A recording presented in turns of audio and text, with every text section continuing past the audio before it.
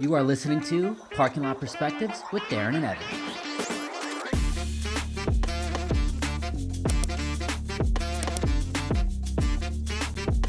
Welcome back to Parking Lot Perspectives, episode 18. That'd be this, and this. Very nice, very nice. Thank you. So, hey, Captain America, Brave New World. We did a double feature, actually, today. We went and saw Love Hurts, which, thanks to Evan, we just put it out on TikTok. He put it out. Just a very simple movie. It's very short and sweet, but hour and 23 movie. Not enough to cover a full episode of our podcast. So this is going to be focused on Captain America, Brave New World. Don't forget to click, like, subscribe, or follow, whether you're listening or watching. And this episode I think this episode is dedicated to our best friend, Nate's dad, Terry. Just to let him know, hey, this is our job. This is what we're doing. We're making it happen. Yeah. It's just brief intro for Terry. Terry. Hey, here's our business card. Here's our podcast. Subscribe. Yeah. Hey, Evan, this looks good, but what do you do for, like, a living? Yeah. And I was like, yeah, I do this. I left my job. I do nothing but this. We're paying our mortgages with this. Yep. Not yet.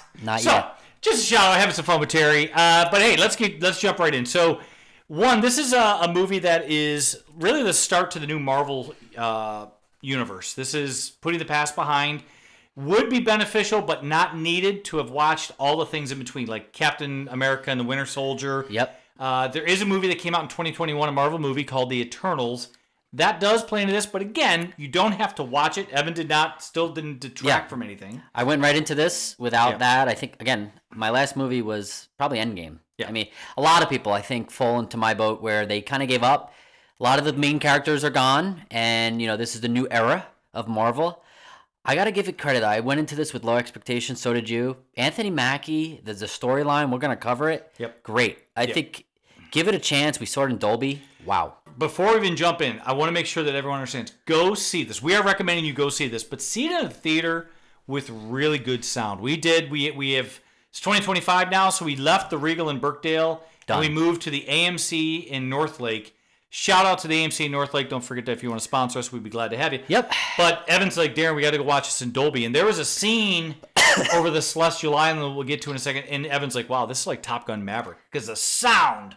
Yes, the fighter pilot, the jets. Just, again, Dolby changes the whole experience, in my opinion. Yep. The chairs shake, the sound is right there in your head. It was fantastic. But even without that, I think this is an enjoyable movie. Yep. The plot, it keeps you engaged and you want more. And there's like a 2-part conflict.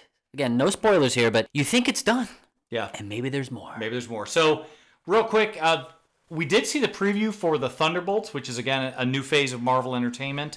And we also did see the preview for the Fantastic Four, The First Steps, which looks fantastic. We're actually excited. Oh, it looks fantastic. Yeah. Wow, well played. So we're going to jump in and talk about, the plot. I'm going to do my best to summarize the plot, because if I go to great detail, I think we'll give away a lot. And I don't want to do that. I think you need to watch this. Just high level. So high level is Thaddeus Ross, played by Harrison Ford, who brings total legitimacy now to the Marvel Universe, apparently. Rightfully so. He plays the character that was in all the Hulk movies that was played by William Hurt. And he now was a general, but now he's the president of the United States.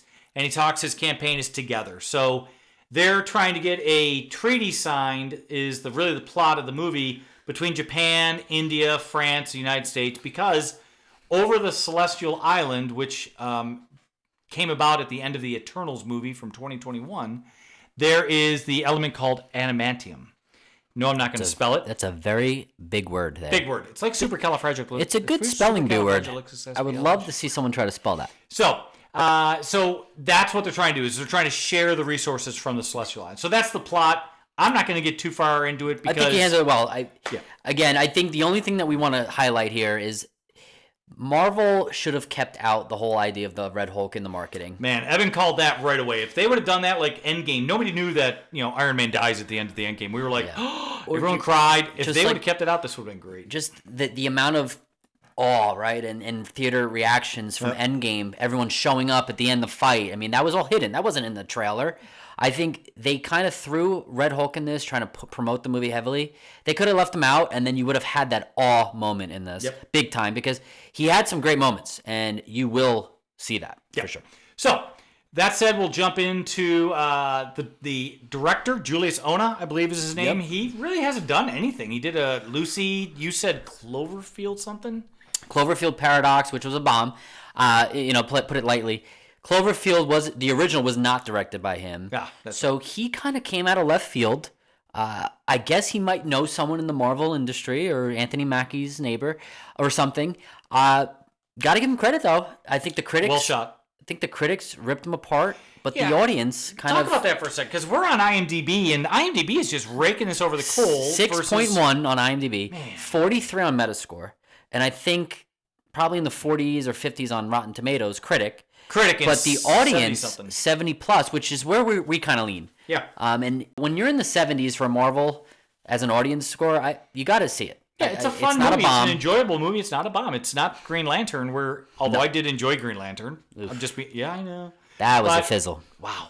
So, anyways, Julius Ona was the director. The cast is made up of Anthony Mackie, reprises his role as Captain America. As Evan said, does a wonderful job, in my opinion. I think he brings his New Orleans roots to it. The guy's 46. He is not a spry chicken to be taking over the role. No, I mean, Chris Evans is younger than that. But when Chris Evans first, he was in his prime. I'm not saying Anthony isn't in his prime. He handled himself really well. It was a seamless fit into this role. He transitioned really well. And Harrison Ford, though, what a surprise! Harrison Ford. I said this to Evan. I think if this is the new Marvel that we're going to be dealing with, the story was a hell of a lot better than past Marvel. It was less kitschiness. Still has some tweaks here and there. Better acting. I think better directing even. It was a good, solid movie, but Harrison Ford definitely helped. You also had Darin Ramirez. He pretty much takes over the Falcon role. That's right. Right? I mean, they kind of introduce how he fits in. He's this young, giddy guy. I mean, really cool, relatable. Very likable. He's a cool guy. He's kind of Anthony Mackie, Captain America's right-hand man. And he kind of develops into his Falcon role, and they're kind of like a tag team. Yep. So it was cool. It was pretty much like Chris Evans and Anthony Mackie. Now you got Anthony Mackie and Danny Ramirez. So we want to talk about a few more people in the cast. One was Carl Umbley. He played a role. He was kind of like the first superhuman, super soldier that was kind of, quite honestly, not treated well by his country. But he was in the Captain America and Winter Soldier series on Disney+. He's fantastic. I love that guy. I really enjoyed his character. Yeah. The relationship he has with Sam Wilson, or Anthony Mackie's character, Captain America, it was just cool to see someone who is this everyday citizen, but you see him kind of transform into that superhuman when they need him. Good call. Yeah, and Shira Haas. So Shira Haas, what the heck? So she comes on screen, and I'm like, what? This is like 4'7" tall and nothing. Hey, nothing against short people, right? This young lady rocked it. I mean, her background is she was in the Black Widow program. Right. So badass, Scarlett Johansson, same kind of group there, but the believability was not really there when you have a 4'6", 4'8" woman. She's badass, she's got the training, but she's taking down these guys who are 6'10" or 6'8". Very interesting to see, but her acting was very good. I think the acting was great. Yeah, she is from Schnitzel. It's a drama on Netflix. Oh, the show. Schnitzel. Thank you. It's a drama. She is a lead in that, and very good. I think she won an award for that as well. So her acting has kind of promoted her within all the different genres. So it's cool to see her in a Marvel film. Yeah. So next, I want to talk about we had. The Prime Minister, the Japanese Prime Minister, was played by, I think it's Takahiro Hira, if I'm not mistaken. Takahiro Hira. He was in Shogun, and he played... Toshido. Toshido? Ashido. He played Ashido. Let's do that again. So... we have Takahiro Hira. Takahiro Hira. And he played Ashido, so he was the bad guy on the council. He was a bad guy. Yeah. He was an a-hole in that. Yeah, just be fair. Very good actor. Very good actor. And I thought... he was only in maybe 3 scenes, but his believability was very, very good, very strong. The villain, Tim Blake Nelson, right? You know him from The Ballad of Buster Scruggs. Never seen that. Oh, brother, where art thou? Holes. He was in The Incredible Hulk. He's reprising his role as Samuel Stearns. So this is where Evan and I veered greatly. I thought the villain was very good. Evan didn't like the special effects on him. We'll get that in a second, but we'll go there. But as a villain, he did a good job. The storyline, what he was doing was very cool. It's like you want to see like what happens next, right? And I think if Evan didn't mention it, he did before in a previous conversation, we talked about the evolving part of the plot of this movie. It's not your typical Marvel where it's like, hey, we've got an alien coming, we've got to defeat it. And that's it. And that's pretty much it, yeah. There's multiple conflicts. Yeah. That's high level, not giving anything away. Stay engaged. You think it's maybe over. But it's not. But pay attention. So we talked about the director, we talked about the cast, special effects. I thought the special effects were pretty damn good. They were great. Everything through the aerial fights with the jets. You have Anthony Mackie's gear, right? Wakanda. From Wakanda Vibranium. Very cool. There's moves that he does that are new. The Hulk. But good call. He does some stuff that we're not done with the Falcon here, that's for sure. And that's the conflict of interest I think Anthony Mackie legitimized this movie. He talks about, I'm not Steve Rogers, but he doesn't talk about it. That is a very good call. Others say, you're not Steve Rogers. Anthony Mackie did a fantastic job. It's critical. His character, what he's doing, he's a human. He is not a superhuman. He's not taking a serum. He is not invincible, right? So it kind of brings it more back to earth for his character as Captain America. He's still the one to save the day, but there's definitely a chance of more risk of him dying, right? Or being harmed in certain ways. So one more character, Evan's favorites, or two more characters. One is Giancarlo Esposito. He plays Sidewinder, if I'm not mistaken, is the name of the character. He is a bad mofo. He's just a...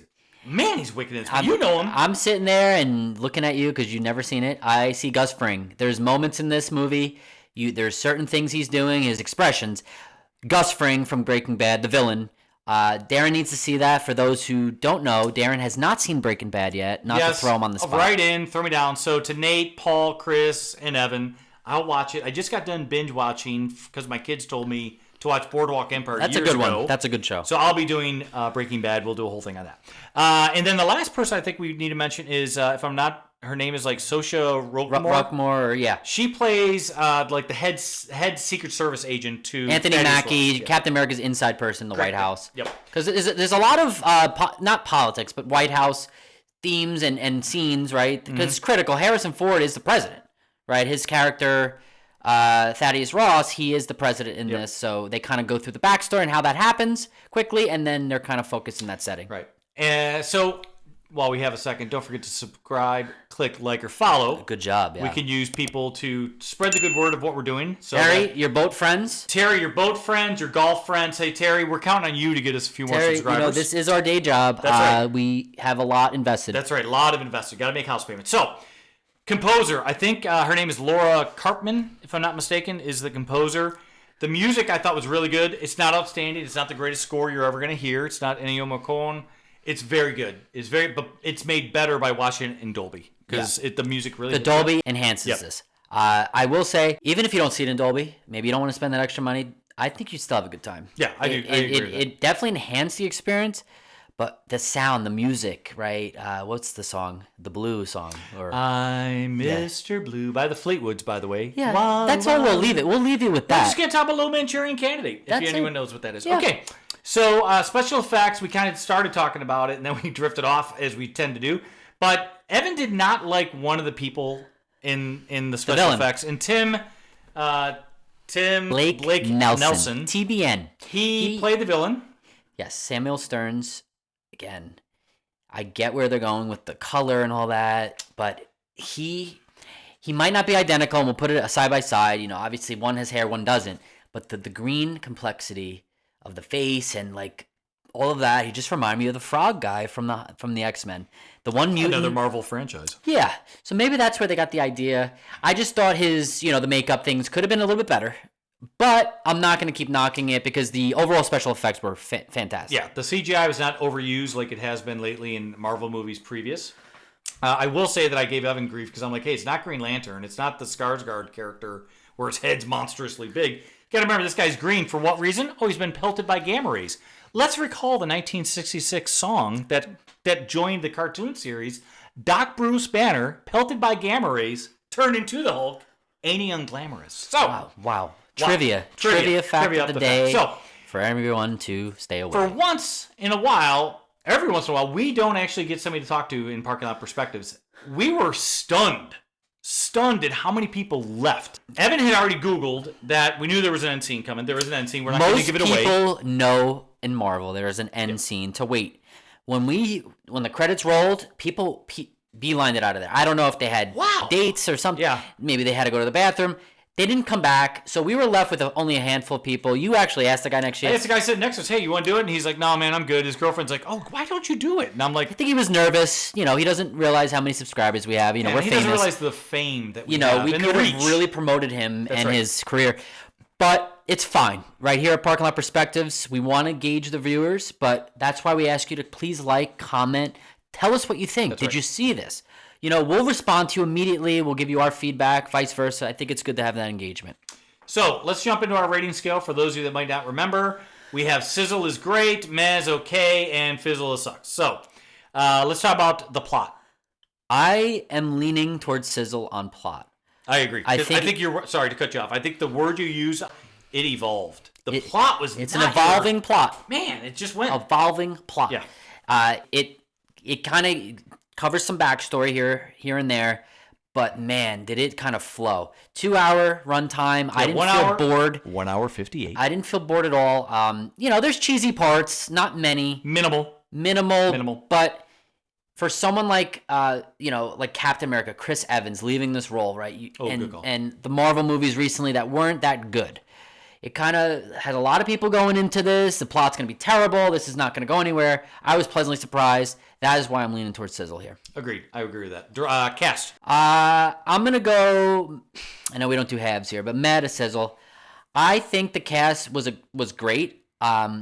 Really, what kind of is not putting me at the top is Anthony Mackie and them, although, it's just not comfortable for me yet. I'm not trying. This new Marvel, I'm getting there. Maybe the next one, I don't know. I'm hesitant to give this a full sizzle on the cast. I think I totally hear where you're coming from. And I think, again, even though Harrison Ford brings an air of legitimacy to the Marvel franchise, by the way, Evan found out he did sign on already for another Marvel part, so that's good news. I do think I'm with Evan. This would be a meh to a sizzle. Closer to a sizzle. But I agree. Special effects. Maybe the next one, there'll be a sizzle. Special effects, I'm going to say meh because of the villain, but you might go sizzle. I'll go to a meh to a sizzle, closer to a sizzle. I thought the special effects were really good. They did not heavily rely on CGI. Even the CGI on the Red Hulk, I don't think was that bad. It wasn't. It was good. It was good. I still... Whatever. So I'd go to that. Everyone watching this, you can agree or disagree with me, but I think for the most majority, the fight scenes over the water, the aerial. He's from Jersey. The Shout out to Artie. Artie, he's from Jersey. New Jersey bagels, pizza, the best. But what I'm trying to, fresh mutz. The over the water. Fight sequences. Fight scenes. That in itself was a great part of this movie. Yeah, agreed. I mean, my chair, again, Dolby helped, but my chair was shaking. I was freaking shaking. I was ready for the next scene. It was great. Good, great call.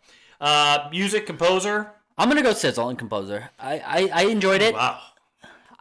I don't know who's this composer? Laura Cartman, I think. Is her name. She's great. I think she did a nice job. It's not a score that Again, I've mentioned it before on previous episodes where, like, the Untouchables. You left the Untouchables by Ennio Morricone, and you left, and I remember my brother-in-law Mike and I were like, "Yep, we bought the CD." We're like, "Wow, that's great." I'm not leaving this going, "Woo!" I'm giving it a meh. Listen, I might be right there with you, but I'm gonna be a nice person here. This person, for once, Laura did do the Marvels, which was not good movie. A couple other things, but I'll give her the benefit of the doubt. Give it the benefit of the doubt. I don't think we did director. Director Jonas Ona. I'm gonna give a meh. Give a meh to a sizzle. Strictly because he did. He's out of left field. He hasn't done any Marvel stuff. He did a nice job. But he did a good job. Cloverfield Paradox is not good. You can't talk about that. This is a new movie, I'm sir. I'm just concerned that this might be it, and then it's just going to kind of be stale from there. But maybe he'll surprise me if he's doing the next one. Again, he came out of left field. I don't know if they saw this guy in the audience, and they're like, do we have a director in the stand? Did Harrison Ford bring him on? Who knows how he came on board? Money. So, movie overall. What do we think? If we're not doing halvesies, I'm going meh on the movie. Wow. I can't disagree. I would love to say sizzle. Now, while we both agree it's a meh movie, it is one we are really recommending you go out and see. Because at home, you're gonna lose some of the wow. I'm telling you, as proud as I am to watch it in my home theater, no, you're not getting the rumble of the seats from the Dolby. I mean, it was a big screen. This is a movie that I think you would enjoy. It's worth the money. Again, we saw Love Hurts right before this one today. That could have been a streaming movie I watched next year. I don't care. That could have been an easy Amazon Prime, whatever, Netflix. This, there's something I'll put up on the screen, but Anthony Mackie, he is really invested in this. I think he's not just someone who just went into this role. He's like, all right, I'll just get paid and that's it. There's actually secrets. I don't know if you saw it. He goes to a theater. I think it was in California or Florida. Oh, that's right, yeah. And he surprises the crowd, and just that awe of like seeing the theater, right, and how excited everyone is for this movie. You should be in those chairs as well. You should visually see this. It was a cinematic experience. Yeah, and I think he looks like he enjoys what he does. He doesn't look like typical Hollywood. I think he's still very grounded. I saw him, don't laugh, on the Sherry Show, and he was on, because I'm retired, so I'm watching some of this stuff during the day. Wait, you're retired? Yeah. I thought this is your full-time job. It is my full-time job, Terry. And it's interesting. He just talked about, he's from New Orleans, his upbringing, his aunts and uncles. You're right, though. He owned the movie, and what I liked about it is he legitimized why he is Captain America, but he didn't do it. Other people did it for him. There you go. So, America did it. America. Go see it. It's worth the money. Don't forget to like, click, subscribe, follow. Please do. Need it. If you'd like some paraphernalia, send us a note. We might see what we can do for you. We'll put it on our website. We want to make you involved in any way in our podcast, right? Yeah. Whether it's contributing via comments, likes, which is free of cost. Glenn Victor. Or if Glenn Victor might need a sweatshirt. Maybe we'll throw some giveaways out. I mean, we really want to get involved with the audience, and in order to do that, you need to tell your friends and family about us right there. And if you want to see me, yell at Evan more and disagree more, let us know. If you want to see a different direction. But right now, we're having a blast. We love what we do. We hope we're bringing you content that makes you smile. I think that's, when Evan and I started talking about this, it's almost going to be a year. We started talking about it in June. One of the things we talk about is we want to have fun. We want to make you smile and have a laugh while you're either listening or watching. So don't forget to do that. Don't forget it. Don't forget it. We'll talk to you soon. See you next week. Hasta luego. Bye.